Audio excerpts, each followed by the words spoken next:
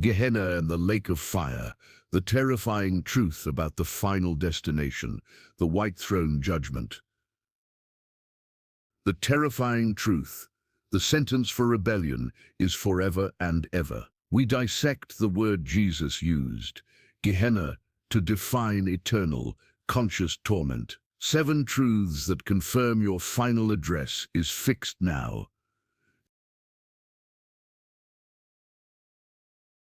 The most terrifying word in human history is not death, it is forever.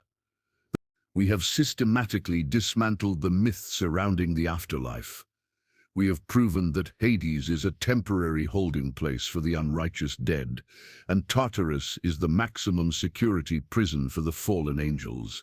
But today we confront the ultimate final truth, the destination reserved for those who eternally reject the mercy of the Creator. This is the lake of fire, the final, irreversible prison whose sentence is eternity.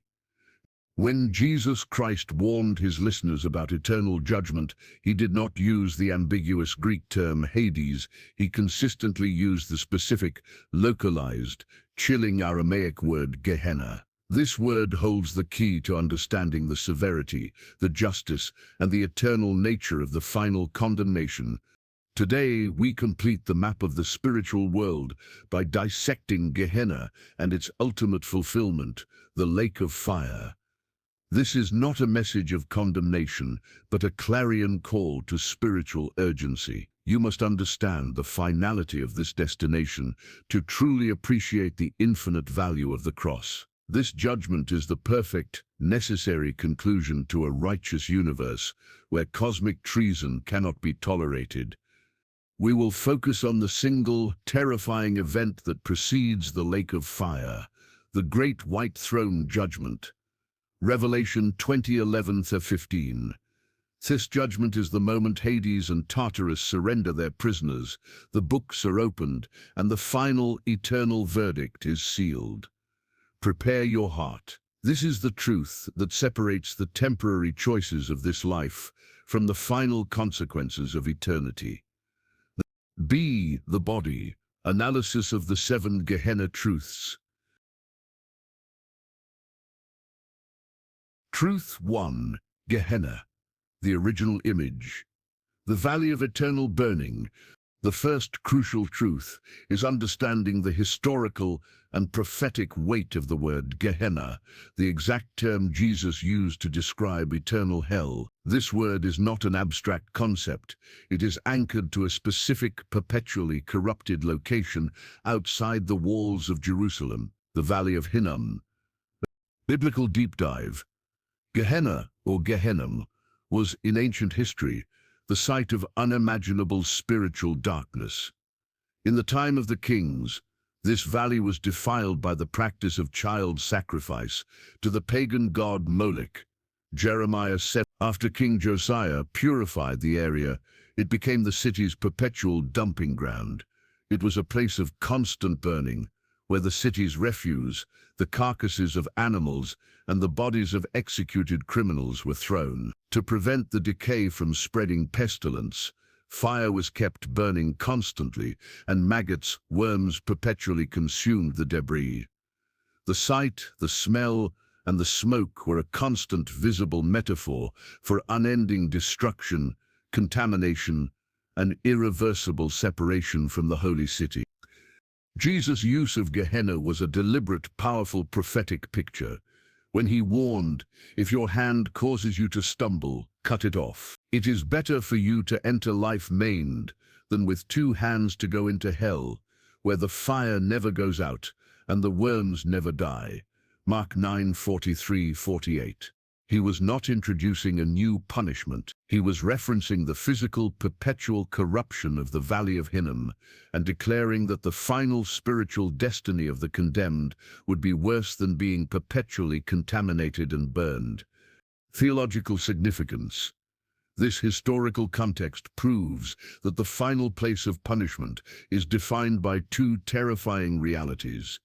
Irreversible contamination, the worm that never dies, representing internals, perpetual remorse and decay, and unending suffering, the fire that never goes out, representing external, continuous judgment. This distinction is vital. Gehenna is not Hades. Hades is a temporary holding cell. Gehenna is the final, irreversible consequence for eternal treason. The terror of Gehenna is that it is the ultimate fulfillment of alienation, the final dump site for everything that is spiritually rejected by the Holy God.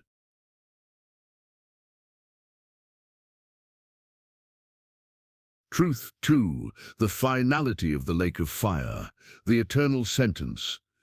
The second essential truth is the absolute finality of the lake of fire, the New Testament term used to describe the eternal reality of Gehenna. This finality is the core distinction between the temporary suffering of Hades and the eternal sentence of the condemned. Biblical deep dive. The lake of fire appears primarily in the book of Revelation. Revelation 20:10 sets the eternal sentence. The devil who deceived them was thrown into the lake of fire and sulfur, where the beast and the false prophet had been thrown. They will be tormented day and night forever and ever. The Greek phrase translated as forever and ever, is tos ionos, ton ionon, is the strongest possible biblical recriscence for eternity without end. It is a sentence that cannot be revoked, appealed, or commuted. This finality stands in stark contrast to Hades, which we know will be destroyed. The lake of fire is permanent because the cosmic rebellion against an infinite, eternal God demands an infinite consequence. The punishment must fit the perpetrator and the sanctity of the divine law. The theological significance. This truth shatters the doctrine of annihilationism, the idea that the wicked will eventually be utterly consumed and cease to exist. If the punishment were annihilation, the sentence would be finished, teleo, not forever and ever. The continuous nature of the torment is explicitly confirmed in the fate of the devil, the beast, and the false prophet, who are continually tormented. The suffering is perpetual because the spiritual rejection of God's grace is final and irreversible at the point of death. The lake of fire is the spiritual state of absolute separation from the source of all life, light, and goodness, sustained by the justice of God. This final destination serves as the eternal boundary between the redeemed and the permanently rebellious.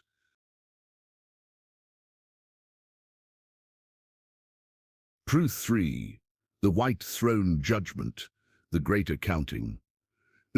The third truth focuses on the singular event that seals the fate of all the unrighteous, the great white throne judgment, Fan Shethnum Guaikran. This is the moment the lake of fire receives its final inmates. Biblical deep dive, Revelation 20:11-12, describes this scene with unparalleled grandeur. Then I saw a great white throne, and him who was seated on it. The earth and the heavens fled from his presence, and there was no place for them. And I saw the dead, great and small, standing before the throne, and books were opened. Another book was opened, which is the book of life. The dead were judged according to what they had done as recorded in the books. This judgment is universal, final, and based entirely on divine record-keeping. The earth and heavens flee, all time and all human legal systems cease to matter. The judge is Jesus Christ. The dead, great and small, are those released from Hades and Tartarus. The judgment is based on two sets of evidence. The books of works, records of every thought, word and deed done by the person in their mortal body. 2. The book of life, the registry of those whose names were inscribed through faith in Jesus Christ. Theological significance. The Fan Jet Ngui Trangt is the ultimate transparency of justice. It is a legal process where no one can plead ignorance and no detail is missed. The presence of the Book of Works ensures that every person is given a fair, detailed accounting of their life's choices. The presence of the Book of Life ensures that the final verdict is determined by a single binary question: is the name found written there? This process confirms that the sentence of the lake of fire is not arbitrary. It is the just, final consequence for those whose names were not redeemed by the cross.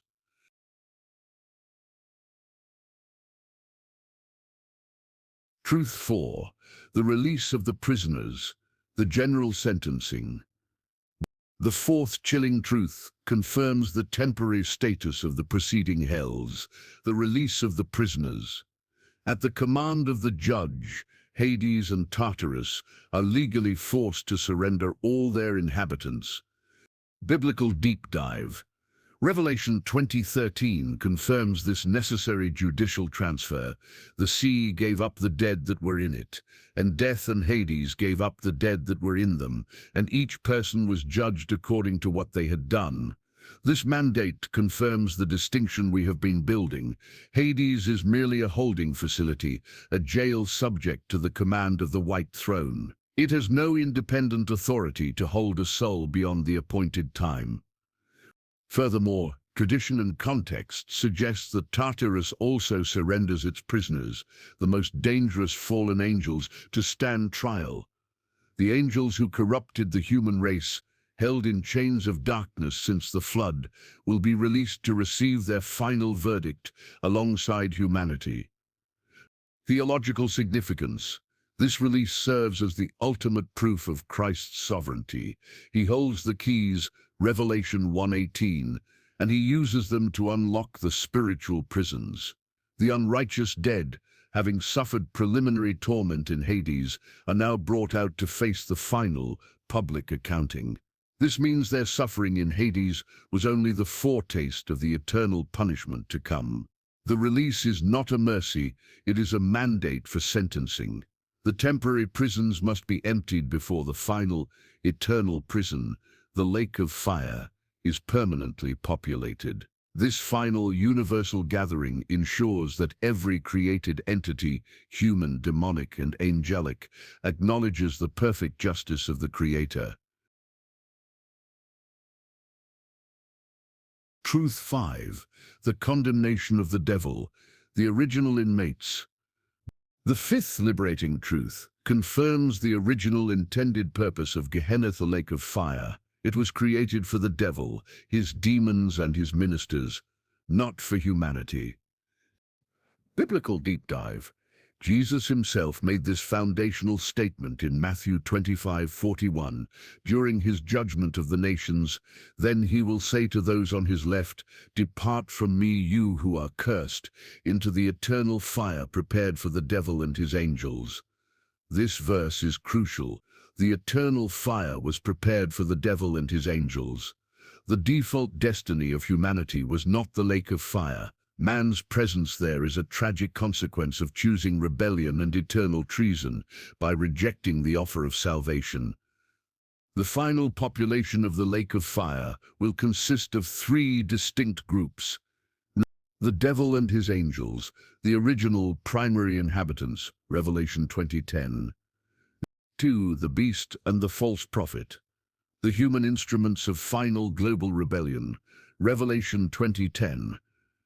3. Those whose names are not found in the book of life, humans who died in their unrepentant sin, Revelation 20:15. Theological significance. This truth underscores the depth of God's love and the tragic severity of humanity's free will. God provided a perfect escape route, the cross, because he did not desire the destruction of mankind. The condemnation of man is self-inflicted. It is the result of rejecting the only way out of the devil's original destiny. This truth should amplify the call to the gospel. The lake of fire is a permanent boundary, but Jesus provided the permanent bridge to the new heaven and new earth.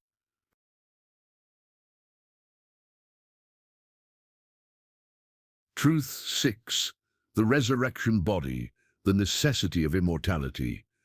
The sixth truth centers on a terrifying necessity for eternal punishment, the resurrection body. For the final sentence to be eternal, the physical being that receives it must be made indestructible.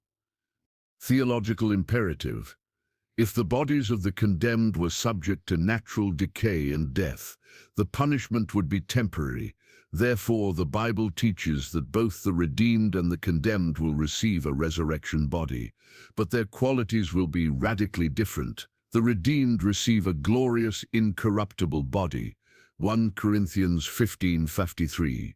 The condemned receive a resurrection body prepared for endurance, one that cannot be annihilated or find rest. This explains the terror of Jesus' words about the fire that never goes out and the worm that never dies, Mark 9:43.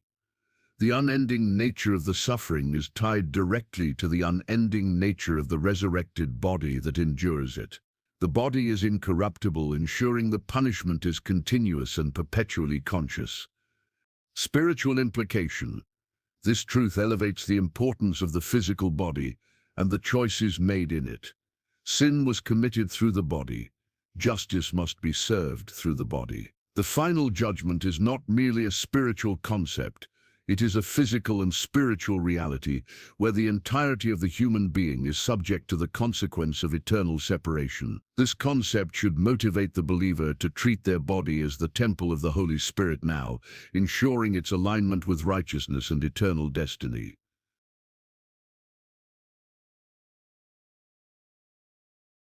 Truth 7. The second death. The permanent separation. The seventh and final truth defines the ultimate spiritual reality of the lake of fire, the second death. This is not cessation of existence, but permanent, conscious separation from the source of all life. Biblical deep dive, Revelation 20:14, clearly identifies the lake of fire as the second death. This term is not annihilation. If the lake of fire were simply the end of existence, it would be a mercy, not a punishment. The second death is the eternal separation from the one source of spiritual, physical, and emotional life, God Himself.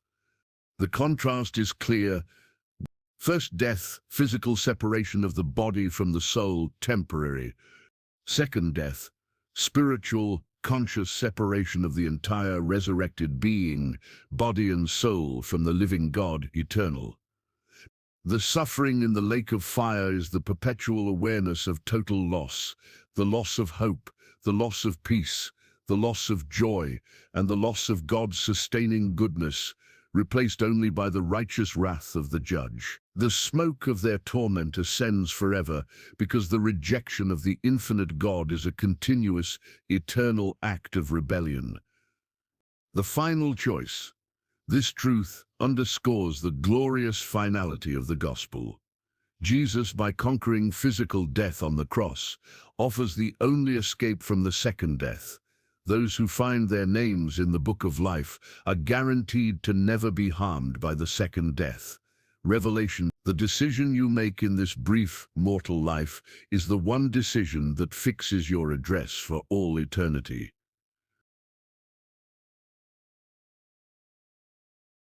The map of the spiritual world is now complete. Hades is the temporary jail. Tartarus is the prison for angels. Gehenna, the lake of fire, is the eternal verdict. We have revealed the 7 terrifying truths. Gehenna is the original image of burning, enforced by the finality of the lake of fire. Its inmates are determined at the white throne judgment, after the release of the prisoner. This destination was prepared for the devil, but humanity arrives through its own rebellion, enduring the punishment in a resurrection body. This is the second death. The terror of the lake of fire is not meant to paralyze you, but to motivate you to radical spiritual urgency and grateful devotion. Your choice today is the only thing that matters for eternity. The books will be opened. Your name must be in the book of life. If you have never made Jesus Christ the Lord of your life, this is your moment to escape the final sentence. If you are a believer, your mission is confirmed. Live with the urgency that the judgment is real and the separation is final. Comment below with the word eternal to declare your commitment to live for the things that matter forever. Subscribe to this channel to stand firm in the truth. armed with the knowledge of your victory and the urgency of your mission. Amen.